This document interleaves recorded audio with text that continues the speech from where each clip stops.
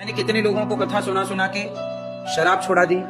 पूज्य प्रेमानंद जी ने कथा सुना सुना के सत्संग करा करा के लोगों को गुटखा छुड़ा दिया और शराब छुड़ा दी।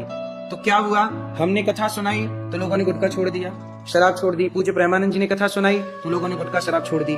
तो फिर मीडिया वालों को लगा, जो न्यूज चैनल वाले हैं कुछ लोग, उन लोगों को लगा कि भाई हम लोग तो गुटखे का प्रचार करते हैं। आप बताइए, सारे अधिकांश न्यूज चैनलों में गुटखे का प्रचार आता है कि नहीं आता है?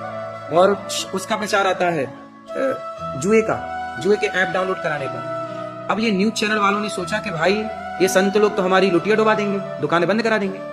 गुटखे का प्रचार अब नहीं चल रहा है क्योंकि संत लोगों ने मना कर दिया। युवा जाग गए, अब युवा लोग गुटखा नहीं खाते, युवा लोग अब जुआ नहीं खेलते।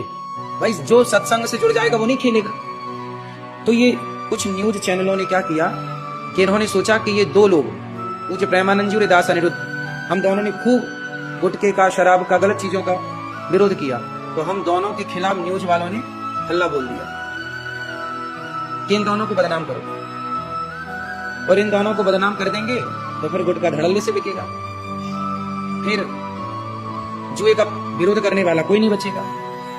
आज जो सच्चाई की आवाज उठाता है, लोग उसी की आवाज बंद करना चाहते हैं। आप मत बोलिए।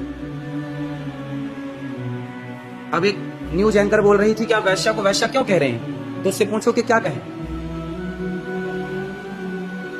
गुटखे का खुलेआम प्रचार कर रहे हैं, गलत चीजों का खुलेआम प्रचार कर रहे हैं। क्या इनके खिलाफ धरना प्रदर्शन नहीं होना चाहिए? क्या इनका विरोध नहीं होना चाहिए?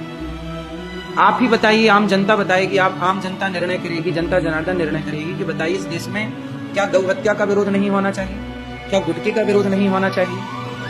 लेकिन इस देश में गौ हत्या का विरोध नहीं होता, गुटखे का विरोध नहीं होता, मोबाइल पर जुआ के ऐपों का विरोध नहीं होता, क्रिकेट के नाम पर चल रहे जुआ का विरोध नहीं होता, पूज्य प्रेमानंद जी का अनिरुद्धाचार्य का विरोध होता। क्योंकि हम सत्य की आवाज उठाते हैं, सनातन की आवाज उठाते हैं, तो विरोध हम संतों का होगा, लेकिन गलत चीज का विरोध।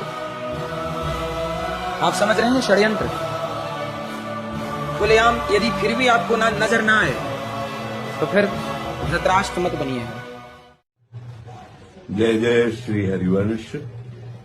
आप सबको सावधानी के लिए निवेदन करते हैं कि जब जब कहीं भी भक्ति का रंग छाता है तो माया उस रंग में विक्षेप करने की चेष्टा करती। विक्षेप तो नहीं कर सकती, व्यवधान तो नहीं कर सकती, इतनी सामर्थ्य नहीं, पर भावुक जनों के मार्ग में विक्षेप डालने का प्रयास करती है। जब भक्तों का भक्ति वैभव प्रकाशित होता है, नाम कीर्तन, गुण लीला गायन, और बहुत से पिपासुजन वहां शरणागत होकर भक्ति रस का आनंद लेते हैं, तो ये बलवती माया उनकी श्रद्धा पर विघ्न डालने के लिए नाना रूप धारण करती है। जो व्यक्तियों के हृदय में ईर्ष्या रूप बनकर के कि कैसे इन भक्तों को परास्त किया जाए, कैसे इन भक्तों का यश नष्ट किया जाए, कैसे इन भक्तों के पास लोगों का आना बंद हो, कैसे लोगों के हृदय में इनके प्रति अश्रद्धा हो, ऐसी चेष्टाएं माया लोगों के हृदय में बैठकर द्वेष भाव करके करवाने लगती है। चाहे आप कबीरदास जी का प्रसंग देखिए,